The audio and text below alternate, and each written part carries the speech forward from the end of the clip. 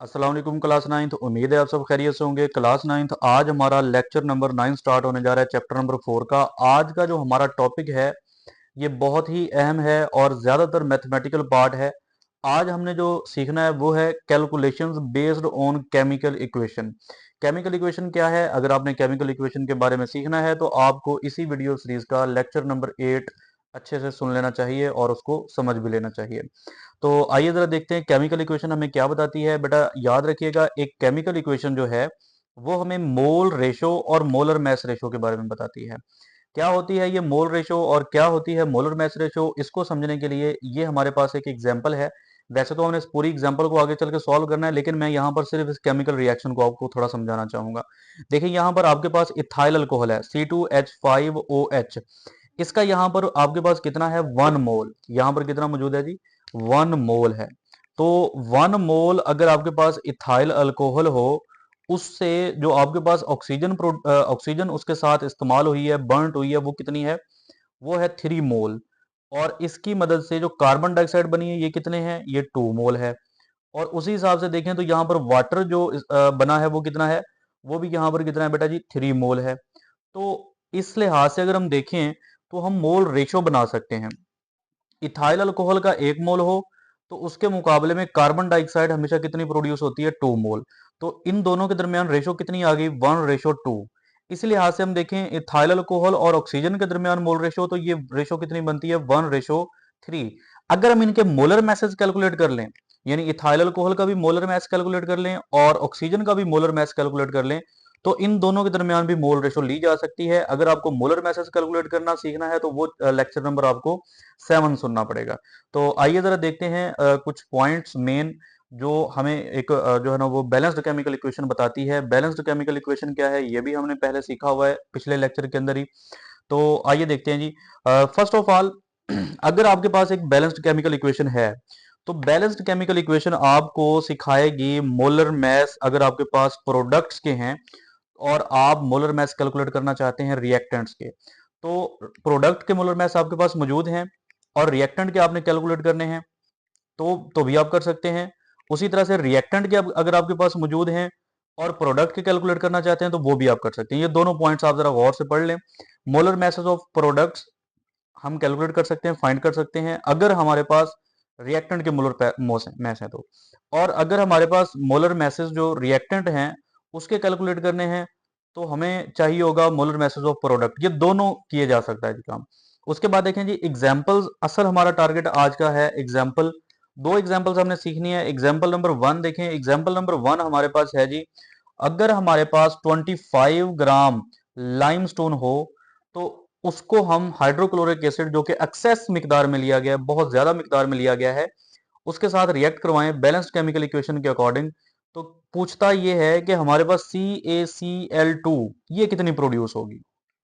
तो बेटा याद रखिएगा, अगर हमारे पास 24 ग्राम लाइमस्टोन हो और उसको हम हाइड्रोक्लोरिक एसिड के साथ रिएक्ट करवाते हैं तो कैल्शियम क्लोराइड कितनी प्रोड्यूस होगी, ये चीज हमने यहाँ पर जो है ना वो नोट डाउन करनी है। इसके लिए आपको एक बैलेंस्ड केमिकल इक्वेशन चाहिए होगी। वो बैलेंस्ड केमिकल इक्वेशन आपके सामने है, इसको जरा नोट डाउन कर लें। कैल्शियम कार्बोनेट यानी लाइमस्टोन HCl के साथ रिएक्ट करवाया है, आफ्टर रिएक्शन कैल्शियम क्लोराइड बना है। तो इसको जरा मोल रेशो के हिसाब से देख लें, क्योंकि हमने यहाँ पर मैस भी निकालना है, तो मैस के लिहाज से बल्कि आप इसको देखें। देखें यहाँ पर जो कैल्शियम कार्बोनेट है ना, इसका मैस कितना होगा? कैल्शियम का एटॉमिक मैस होता है 40, कार्बन का होता है 12 और ऑक्सीजन का होता है 16। यहाँ पर टोटल ऑक्सीजन एटम कितने हैं? 3 हैं। तो इनको जरा कैलकुलेट करेंगे तो ये आपके पास आ जाएगा 100 ग्राम, यानी इसका मोलर मैस है 100 ग्राम। उसी हिसाब से देखें HCl का, तो HCl का जो मोलर मैस निकलता है वो टोटल निकलता है इन दो मोल्स का 73 ग्राम। ठीक है जी। आप इसको हाफ करके 1 मोल का भी निकाल सकते हैं। यहाँ पर मैंने 2 मोल्स का इकट्ठा ही कैलकुलेट कर दिया है, क्योंकि हाइड्रोजन का होता है 1 और क्लोरीन का होता है 35.5 और दोनों के पीछे 2 लगा हुआ है, तो लिहाजा 2 से मल्टीप्लाई भी कर देंगे। उसके बाद देखें कैल्शियम क्लोराइड। कैल्शियम क्लोराइड का जो मोलर मैस है वो आता है 111 यानी 111 ग्राम पर मोल। ठीक है जी। हमें चूंकि सिर्फ कैल्शियम क्लोराइड के साथ ही डील करना है तो हम यहीं तक रहेंगे। ये थे इनके मोलर मैसेज, हमने यहाँ पर लिख दिए हैं सिवाय HCl के। ये HCl डबल है, यानी हमने 2 मोल्स का लिखा हुआ है, बाकी सबके मोलर मैसेज ही हैं। तो आइए जरा इसकी मदद से हमें ये इक्वेशन क्या बताती है बैलेंस्ड केमिकल इक्वेशन? इसमें हम देख रहे हैं कि अगर हमारे पास 100 ग्राम कैल्शियम कार्बोनेट हो तो उससे हमारे पास जो CaCl2 प्रोड्यूस होती है ये 111 ग्राम होती है। लेकिन हमारा क्वेश्चन क्या है, 25 ग्राम का। लिहाजा हम इसको क्या करेंगे, ये देखें जी, हमने यहां से स्टार्ट किया इसको हल करना, तो हमने लिखा 100 ग्राम कैल्शियम कार्बोनेट प्रोड्यूस CaCl2 कितनी है जी बैलेंस्ड केमिकल इक्वेशन के मुताबिक, 111। और अगर हमें 1 ग्राम हमारे पास हो, यानी हम दोनों साइडों पे 100 को डिवाइड कर देंगे, इस साइड पे भी और इस साइड पे भी। तो यहां 1 ग्राम कैल्शियम कार्बोनेट है, ये कितनी प्रोड्यूस करेगी कैल्शियम क्लोराइड, ये आपके पास 111 को हम 100 पे डिवाइड करेंगे तो ये बन जाएगा 1.11 ग्राम। ठीक है जी। अब हमें कितनी चाहिए, हमें चाहिए 25 ग्राम। तो अगर हम 25 ग्राम दोनों साइड पे मल्टीप्लाई कर दें, इस साइड पे भी और इस साइड पे भी, तो 25 ग्राम यहां पर मल्टीप्लाई करेंगे तो ये 25 ग्राम बन गया कैल्शियम कार्बोनेट, और इस साइड पे जब मल्टीप्लाई करेंगे 25 ग्राम को, तो बेटा आपके पास इसका जो आंसर निकलेगा वो निकलेगा 27.75 ग्राम। ठीक है जी, 27.75 ग्राम। इसका मतलब ये हुआ कि अगर हमारे पास 25 ग्राम कैल्शियम कार्बोनेट हो तो उससे जो CaCl2 यानी कैल्शियम क्लोराइड प्रोड्यूस होगी वो 27.75 ग्राम होगी। एग्जाम्पल नंबर 2 की तरफ चलते हैं। एग्जाम्पल नंबर 2 में हमने पहले इसकी स्टेटमेंट को अच्छी तरह से समझना है, क्योंकि हम इक्वेशन को ऑलरेडी एक्सप्लोर कर चुके हैं काफी हद तक, तो हमें ये सीखने में ज्यादा जो है ना वो टाइम नहीं लगेगा। आइए जरा देखते हैं इसको क्या है इसके अंदर। इसने कहा है जी 1.80 यानी 1.8 मोल्स आपके पास इथाइल अल्कोहल है। इसको जब बर्न किया जाता है एयर के अंदर कंप्लीटली मुकम्मल तौर पर, तो कहता है कि ऑक्सीजन कितनी यूटिलाइज होगी, ये आपने कैलकुलेट करनी है। पहले नंबर पर ऑक्सीजन के मोल्स कितने बनेंगे जो यूटिलाइज होंगे, ये कैलकुलेट करने हैं। और दूसरे नंबर पर यहां पर हमने कैलकुलेट करने हैं number of moles of carbon dioxide produce, कि कार्बन डाइऑक्साइड के नंबर ऑफ मोल्स कितने प्रोड्यूस हुए हैं। तो पहले तो आपको बैलेंस केमिकल इक्वेशन को देख लेना चाहिए कि अगर 1 मोल इथाइल अल्कोहल हो तो 3 मोल ऑक्सीजन रिक्वायर होते हैं मुकम्मल बर्न करने के लिए, और 1 मोल इथाइल अल्कोहल हो तो उससे 2 मोल कार्बन डाइऑक्साइड प्रोड्यूस होती है। इतना तो आपको पता चल गया बैलेंस्ड केमिकल इक्वेशन से। लेकिन हमने जो कैलकुलेट करना 1.8 के लिए, बैलेंस्ड केमिकल इक्वेशन 1 मोल के लिए बता रही है।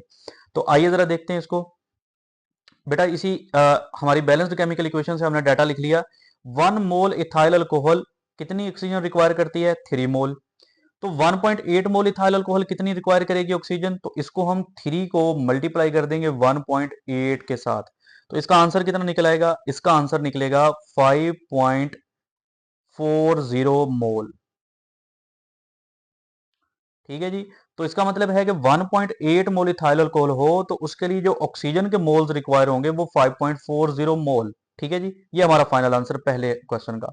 दूसरा क्वेश्चन इसी में जो हमसे पूछा गया था कि 1 mole ethyl alcohol 1.8 mole ethyl alcohol से कार्बन डाइऑक्साइड कितनी प्रोड्यूस होगी। तो याद रखें बेटा, according to the balanced chemical equation 1 mole ethyl alcohol से 2 मोल कार्बन डाइऑक्साइड प्रोड्यूस हुई। तो यहां पर भी हमने लिख दिया 1 mole ethyl alcohol produces 2 carbon dioxide कितनी है जी, 2 मोल्स। और 1.8 मोल अगर हमारे पास इथाइल अल्कोहल हो तो डेफिनेटली हमने इस तरफ भी 1.8 को मल्टीप्लाई कर दिया तो इस तरफ भी कर देंगे, यहां पर भी 2 मल्टीप्लाई बाय 1.8। तो इसका जो हमारे पास आंसर निकलेगा वो निकलेगा 3.6 मोल्स। तो ये हमारे पास दो आज की एग्जांपल्स थी जो हमने सीखनी थी। उम्मीद है आपको अच्छे से समझ में आ गई होगी। अगर आपको किसी भी चीज़ की समझ नहीं आई तो आप कमेंट बॉक्स में मुझे बता सकते हैं, क्वेश्चन कर सकते हैं। इंशाल्लाह आपके क्वेश्चन का रिस्पॉन्स ज़रूर किया जाएगा। चैनल को सब्सक्राइब कर लें और साथ में बेल आइकन को लाजमी प्रेस करें। अल्लाह हाफिज़।